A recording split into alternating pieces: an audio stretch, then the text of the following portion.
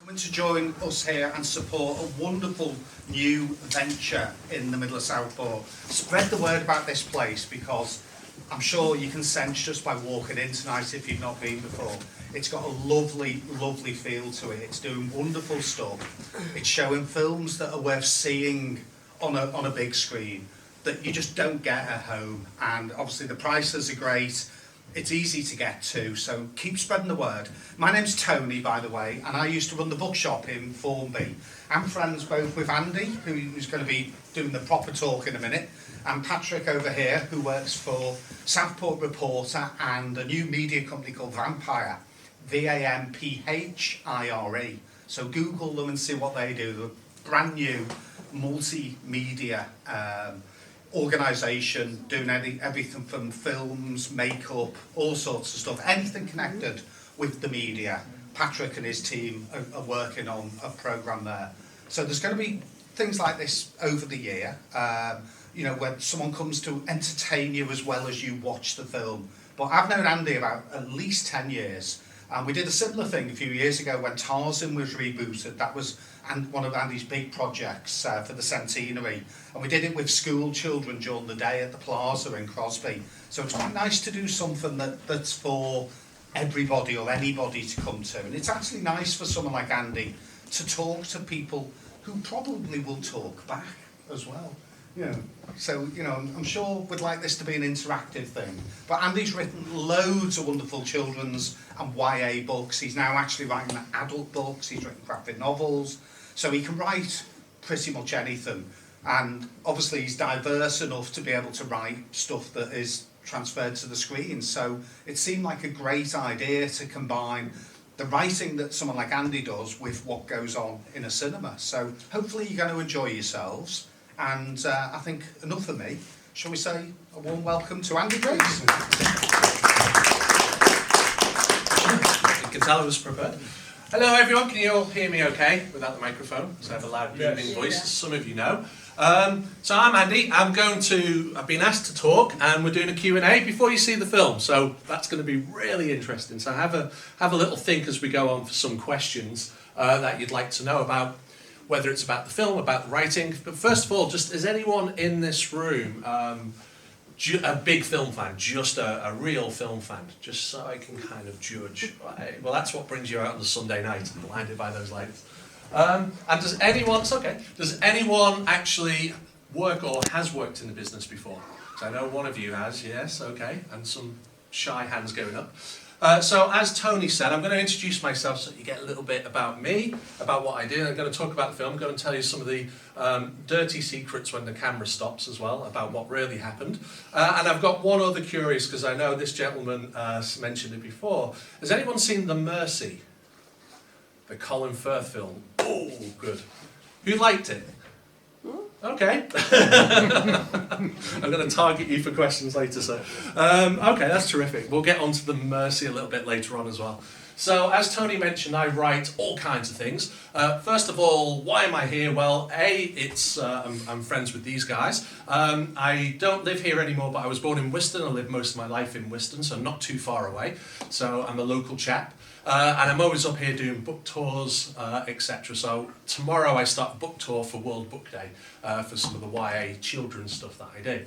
And I actually started writing, well, when I was in college. In fact, Roby College, which is, I think, is moved now.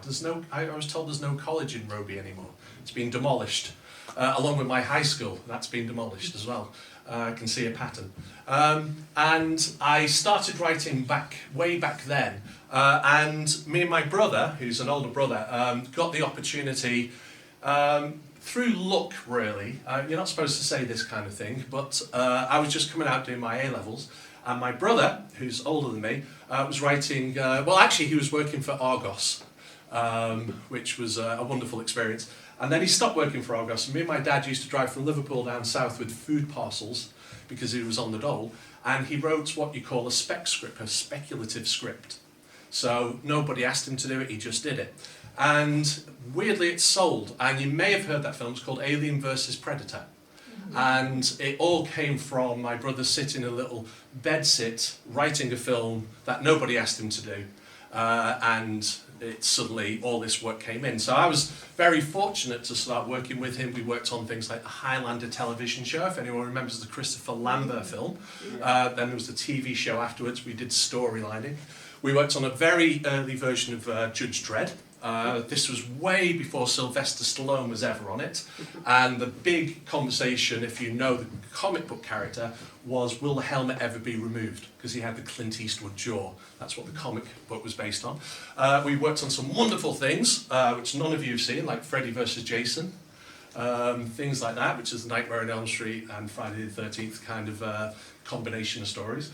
And I've done lots of things on TV, so if anyone watches the Sci-Fi channel, a lot of the films which inevitably involve young girls running from monsters tends to be written by me. And then I've moved into a series of films. So I've been quite lucky, in between all that, writing books and graphic novels. So I started to write superhero books for children, which was a lot of fun. And it helped that I'd worked with the legendary Stan Lee before, which was probably the highlight of my career, even though nothing ever got made from it.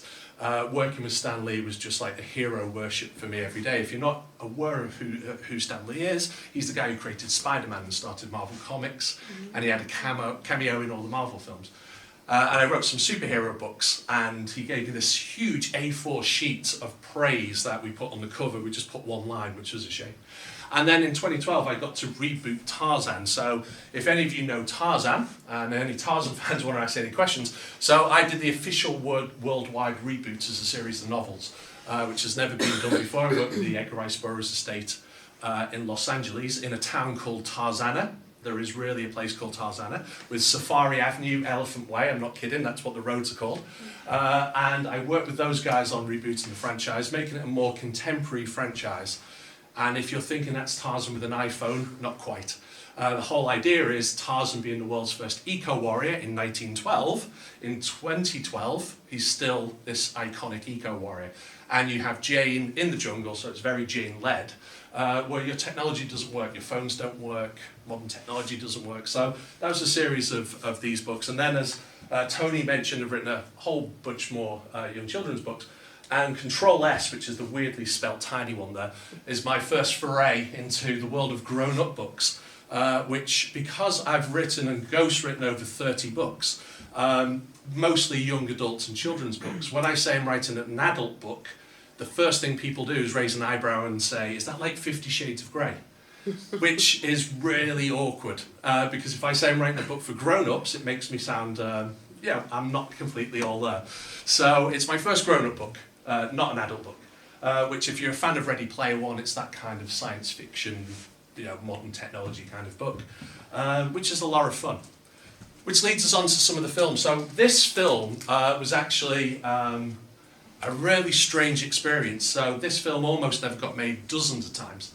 And in fact, as we started this film with the producers and with the financiers, another film came about. The other film that kind of superseded this but came out afterwards was called Supervised, which wasn't out over here, and after, you're recording this, aren't you? After seeing it, I can understand why. The writers are never responsible for what the director does. Supervised, if you don't know about it, was, the premise is it's a retirement home for ex-superheroes whose powers have waned. So think Grumpy Old Men meets the Avengers. And we had a fantastic cast. We had Tom Berenger, Lou Gossett Jr., Beau Bridges, Fenella Flanagan. It's a fantastic cast. And directed by a guy called Steve Barron, who I adore from Teenage Ninja Mutant Turtles, but he also did the Durrells. Any Durrell fans in? Okay, well, there you go. Durrells and superheroes don't quite mix, as we found out. And these are actually back-to-back, almost, which was really interesting. But this has led to a lot of other things. So I've also been lucky that this led to the fact I was able to start a production company, which I have no idea what I'm doing, but I've literally just started, which as a writer puts you in a different position in the room. So if any of you are budding writers and got any writing questions and want to know where that can go, please ask about that a little bit later on. So I'll tell you a little bit about Chrowhurst. So this is a true story, and I was not aware of this as a true story. It was the producer rang me up. Now the producer was a man called Robert Halmy Sr., and he works with his son, Robbie Hallamy Jr. They are American, as you can tell. Actually, Robert was Hungarian, and he rang me up. I'd already worked with him on a Sci-Fi channel film about gargoyles, about monsters coming alive and chasing said young women around a town, which was a terrific fun project. And he rang me up, and the first thing I was surprised at was that he was still alive, because I'd actually read he'd passed away. The second thing was he offered me the job, so I was happy on both accounts. And he asked me about, have you heard of Chrowhurst? This was a passion project for him. And I didn't know the story, so I looked into it, and there's not that much literature about Donald Crowhurst. And I don't want to tell you the story too much, because if you're not aware of it, I don't want to spoil anything that is in this. But we started to write it. Well, I started to write it. We started to have an approach. And unlike a lot of films which just circulate forever and people read the scripts and you change them time and time again, I think it was the second draft we had a very big director on. But he wouldn't sign the paperwork. The budget was really high. So the budget was, for this type of film, the budget was in excess of 6 million, which is low compared to the Avengers movies, but still a sizable independent budget. And that director was Ewan McGregor. And Ewan McGregor wanted to direct his first feature. Unfortunately, he had another film here called American Pastoral. I don't know if you have seen it, but he was weighing between the two. So we'd written this. We were eyeing water tanks in Malta. Now, if you're not familiar with water tanks, filming on the high seas is very dangerous, very difficult. So you go to a studio where they have self-contained water tanks, so it's flat, you can simulate waves, and it's all very safe. And the best ones in the world are actually in Malta. It also helps, it's quite sunny, so we were all quite excited to do this. Until Ewan McGregor decided that I'm going to do American Pastoral. So we lost the director. And of course, when that happens, the financiers, the people paying for everything, start to panic. So they started to panic, and we thought we're going to lose the film. And then, if you remember the film Birdman, with, I'm blanking on his name now, the actor in it. Michael Keaton. So Birdman had come out. Michael Keaton was posed to win the Oscar. This was, say, November, December, before this had happened. And Michael Keaton's agent rang up and said, Michael wants something to direct, and this would be great for him, so we got very excited again. Everybody has an agent. And an agent, their job is to get you work. And people like Michael Keaton, people like me, and people like Colin Firth all have agents. So of course, Colin Firth's agent realised, they haven't got a director for this. So they pushed their own project called The Mercy. Except it wasn't called The Mercy, it was called the Untitled Colin Firth Donald Crowhurst Project. And it remained the Untitled Colin Firth Donald Crow Project right up until probably about 2 months before the film was released, because we bought up all the domain names. Prior to this, there was another film. Has anyone heard of the Dyatlov Pass? Yeah, there's a real, true, creepy story that happened in Russia. And again, me and the director and a financier had set this up, which is about 6 Russian skiers. This is a true story. We haven't made this bit up. 6 Russian skiers out in the Urals in the 1960s who go missing. And when the search and rescue company went out to find them, they found the tent had been ripped open from the inside out. And then they found the bodies in minus 30-degree winter weather, semi-dressed. They'd run from the tent and ripped it. Something had scared them so much they all fled in different directions. And during the autopsies, and you can look this up, the autopsies said the internal injuries of some of them were consistent with a high-speed car crash. And the official cause of death on a couple of them is death by compelling unknown force. So of course that is a story idea right there. So we decided to make this film called The Dyatlov Pass. We'd optioned a book, and then a director called Rennie Harlin, who I love because he did Cliffhanger, he did Die Hard 2, decided his career was waning, so he was going to do a Dyatlov Pass movie. He was going to do it much cheaper and much quicker, and then he ran off and he made his version. And of course, it was known as the Untitled Rennie Harlin Dyatlov Pass movie because we bought up every domain name and optioned the book, so we couldn't use that. He got his own back. You can find this on YouTube. He did a promotion for the Cannes Film Festival where he filmed our opening sequence, which was an interrogation sequence, starring himself being interrogated about the film. So he got his own back. But anyway, back to Chrowhurst. This happens all the time. So when we lost Ewan McGregor, when Colin Firth announced they're going to do what became The Mercy, this is a big budget studio canal movie. So you're talking about $30 million worth of film. That's without P&A, which is print and advertising, usually is doubled on top of that to promote it for you people, us people, to go out and actually watch this thing. So they started to move their production forwards, and all our money vanished. Our lovely $6 million we were going to spend all vanished. The tanks in Malta all vanished. And me and the producer got kind of irate and said, look, this is a story about a guy on a boat. That's what it's really about. We can do some things about this because there are some hallucinations, there's some unusual turns the story takes. Again, I don't want to spoil too much. So we decided we can reshape, relook and rewrite certain aspects and do it for a much lower budget. So in the end, we did, and we replaced the golden sun-kissed tanks of Malta with Bristol Harbour. We replaced a lot of it. We replaced Ewan McGregor with a director called Simon Rumley, who's award-winning, low-budget psychological director. He's marvellous. He's won awards after awards for the work he's done, but on a lower scale. And also, our Donald Crowhurst was then a guy called Justin Salinger. Now, the thing about Justin is you don't know the name, but the face might seem familiar, because if you look him up, he's been in everything. He's always kind of the secondary background character. And oddly enough, the film I originally did with the original producers, the Robert Halmy, starred Justin. By pure coincidence, we ended up working together on this film. So we shot it in Bristol Harbour. So remember what I told you about water tanks being safe and being kind of controllable? We decided we can't afford that, so we're going to throw the actors out into the wild seas. And they actually filmed it during storms. And a couple of times nearly sank and passed away.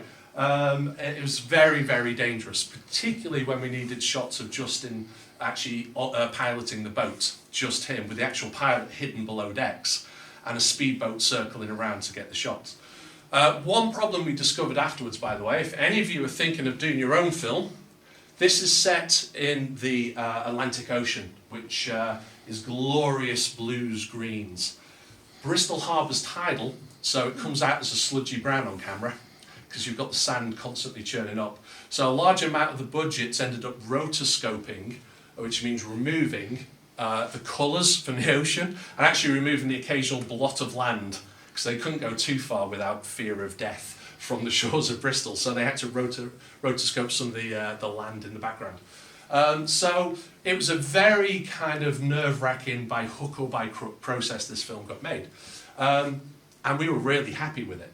I was particularly happy because our base of operations in Bristol was Aardman Animation.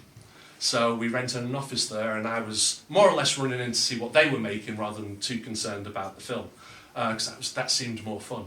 And some weird coincidences started to happen. So when we're filming this, first of all, the producer decided we need to talk to the family. This is a true story. It's a very tragic story, and Donald's family are very much alive. And his wife and his children still very much alive, and they suffered greatly from the events that happened. So we approached them.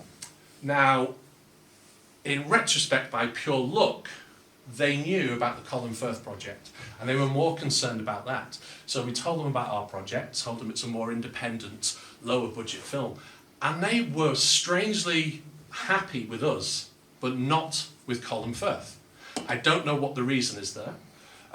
So then we approached the house, you see. The house in this is actually Donald Crowhurst's house. It's a very distinctive house. It would have been very expensive to recreate or even just do a special effect. When you see it, it looks very, very unusual. So we approached the house owners, and they gave us full permission to shoot there. And the day the producer went to ask permission, the other film crew turned up to try and measure the house, and they were sent packing. So we were really happy about this. And the odd thing is, and again, maybe it's because we'd soaked ourselves with Donald Crowhurst and his family and what was going on psychologically with him. There was an odd sense when we were filming this inside the house. These are the actual sitting rooms, the actual offices, that there was almost a sense that Donald was there. The whole film crew started to spook themselves slightly, but not in a frightening way, in a positive way. Of course, that was all psychological, no doubt, but it was really odd being able to film it there. So we did our production, and then we're in Bristol Harbour, and we have to bring a boat in, and the boat was in Southampton Harbour. So again, the crew go out to load the trimaran from Southampton onto a truck and to drive it to Bristol. And as they're loading it up, this guy comes past on a bike. He says, "What's going on?" Because we'd already changed the name of the boat to the Timoth Electron. So it was the actual boat. He said, "What's going on here?" So the producers started to talk to him. It turns out this guy was vaguely mentioned in our film, quite instrumental in the true story. He was a postman that delivered a piece of mail that got one of the competitors disqualified, which led to this chain of events. So he knew the story, and in Southampton there was no lick, so it was unusual. He was just going past in the bike and he asked this. Then we're in Bristol, and we put the boat out in Bristol Harbour, and we're asking the local flats for permission to use their electricity, because generators, as you know, are quite noisy, so we don't want to upset all the tenants with noisy generators. And the one house, the second unit director sort of knocked on. This lady said, "Absolutely fine, no problem. We pay her for her inconvenience." And then the next day she turns up with her father, and we think, oh, there's been a discussion here and he's not happy, he's going to try and shake us for more money. And turns out he was the psychologist who treated the wife and family. And that was his daughter living in the apartment we so happened to put all our plugs in. So there's a series of odd coincidences that kind of hounded around this film. And right up until the release of the film, we didn't know what was going on. We had no distribution, no knowledge of how we're getting into the theatres. Because we were beholden to financiers, we had to get some money, which is called an MG, a minimum guarantee, where they give you a little bit of money, you pass that back to the people who funded the film. So we were kind of looking, we didn't know if this would go straight to DVD, if it would have a theatrical release, we didn't know what was going on. Studio Canal were making the Colin Firth film. We actually wrapped production, so we finished production the day they started. And Bristol, the local Bristol newspaper, published all these photographs of our Justin Salinger on top of the mast, like Bigfoot, deliberately out of focus, saying Colin Firth in Bristol, even though it was our film and not Colin Firth whatsoever. Then the Colin Firth project was dogged by rewrite problems. Colin apparently, I think he fractured his hip or his leg or something. He had an unfortunate accident on the boat. He was constantly hounded by bad fortune. No schadenfreude at all. But, you know, it was odd. And then Studio Canal, who were making their film, asked to see our film. Now, normally what that means is you're in trouble and they're going to try and stop you doing something. And they watched our film and then offered to buy it. And the problem there is when that happens, usually they want to buy it and sit on it so it never sees the light of day so they can promote their film. That's usually what happens. I don't know if any of you remember films such as Deep Impact or Armageddon. They were out at the same time, it was the same subject matter. One was an asteroid hitting Earth with Bruce Willis, the other was a comet hitting Earth with Morgan Freeman. Robin Hood, there was 2 Robin Hood movies out at the same time as well. So this happens a lot, more than you think, where there's 2 movies of the same subject matter. Oddly enough, this had never ever been done as a movie before, except once. It was a Russian propaganda film, and we still haven't seen it. So somewhere out there is a Russian propaganda film where they're blaming Donald Crowhurst's plight on decadent Westerners, which they may have a point, to be frank, when you watch this. So Studio Canal turned up and said, we want this film. And they watched it, and 2 things happened. First of all, the director got very angry because they watched the cut of our film and ran away and re-edited their film. So some of the techniques we'd done in this to get into Donald's mind, or the director had done, because they weren't in the script, we were doing it a different way, they started to think, that's really good.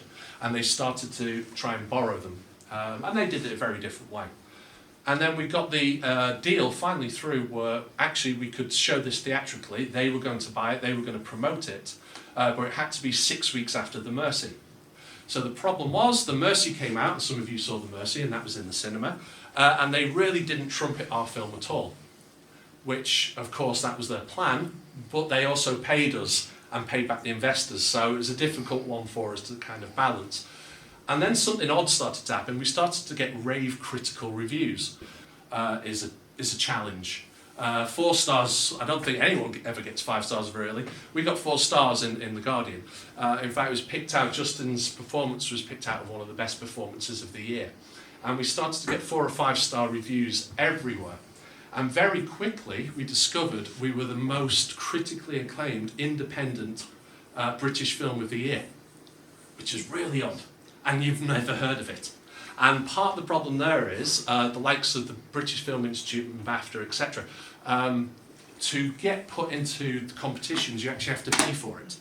So when you see a BAFTA-nominated film or an independent film, you've actually paid to be part of that. Which is, I actually found out, by the way, Booker Prize nominees, I think it's something like £5,000 or £15,000 they have to pay to be a Booker Prize nominee. I didn't know that either. So these big competitions you have to be paid to be part of, which we were broke, so we had no chance. Also, the British Film Institute are very they're a worthy organisation, but the problem is, as you're probably learning in the media, it's an old boys network. So if you never went, if you're born in Wiston, no chance. If you went to Oxford or Cambridge, you stand a chance. So of course we got no money from them. Because we got no money from them, they were not interested in promoting us, which was again unusual, but that's the way it goes. I had a film which was eventually shot in China. It was an English film, English language film with Scott Adkins and Dolph Lundgren. It was a big action venture monster movie, and again we were the best Western film. We actually beat the other Americans at the box office, but because we never took the BFI's money because China were paying for it, the BFI didn't want to promote us, didn't mention us at all, and left us off all the delegations to China, even though we were the most successful independent film at the time, which is really, you can tell I'm slightly bitter about this. But that's what happened with Crowhurst. But because of the critical acclaim it got, it survived, which was really nice. And we were penned for a really big release in America. But again, we had to fall behind the Mercy. And then what happened was, America saw the Mercy, and you like the film, that's great, it's got great bits in it, I can't fault it as an enemy. America hated it, and it was never shown. The distribution was pulled. So it was never shown in America, so unfortunately, ours was tagged on the back of it. We never got the American release, which was a pain. However, what you're about to see, it's developed this life of its own. It's a small independent movie, critically acclaimed, which there's nobody anywhere in the country more staggered than I am that the words critical and my name are attached together without, critically terrible written somewhere in between there. And it was a passion project. The producer, Robert Halmy, it was a passion project for him. The director came on board and just fell in love with the story, fell in love with the characters. I just adored it. We ran out of money to pay the above the line crew. We'd been paid a little bit, but not a huge amount. And we still did it because we all loved this story and we all wanted to see where Donald was going to lead us. Incidentally, stay around for the end titles because the photographs you see at the end are of his original ship. And it doesn't ruin anything to find out that these are actually, we sent a photographer over to the Cayman Islands. The only person who went was the photographer, not the rest of us, where the boat actually ended up. It drifted there and it's still there now as well. So Donald's boat still exists and it's out in the Caribbean where it basically drifted up during a hurricane and stayed there ever since. So it's had its unusual kind of route to creation. And I hope you're going to enjoy it. Any questions, anything I've been kind of rambling on, please fill in some questions. Go for it, please. Did you try and convey of him in the film? So Donald Crowhurst was, without really anything, an eccentric at best. He was a larger-than-life personality. He was an eccentric. He was, on one hand, the worst kind of person you'd want in the room to sort of support you. And on the other hand, he was a great British eccentric bulldog. Again, I'm just trying to find bits that won't ruin anything for you. He was actually supported by the BBC, who did a documentary about him. And when you realise what he did, you'll realise how incredible that is. So I started out reading the paperwork on Donald, thinking this guy's a scoundrel. This guy he's one of the bad guys, and it all went wrong. And then finding out what happened, or what we think happened, it made me really admire him in a very odd way, in a very left field, the great British eccentrics we don't have now, we need people like him. And I think all the crew fell in love with that, the idea that at the end of this, the guy was something that I think we'd all like to see every now and again, despite the fact it might end in victory or tragedy, that kind of spirits. So we kind of fell in love with him for that very reason. By the way, one thing we left off, it's count the logbooks. So the logbooks you have on a boat, there are 3 logbooks in this film. The true story, there's 4 logbooks. The 4th one has never ever been found, which is another mystery in itself. So there's lots of mysteries in this. Go away and Google it if you're interested by the end of the film. I don't want to spoil too much. But for Donald, anyway, we kind of fell in love with him. But the problem is his family is still alive. His family went through quite a lot. He had young children, loving wife, and you'll see. Any other questions? Yeah, sir?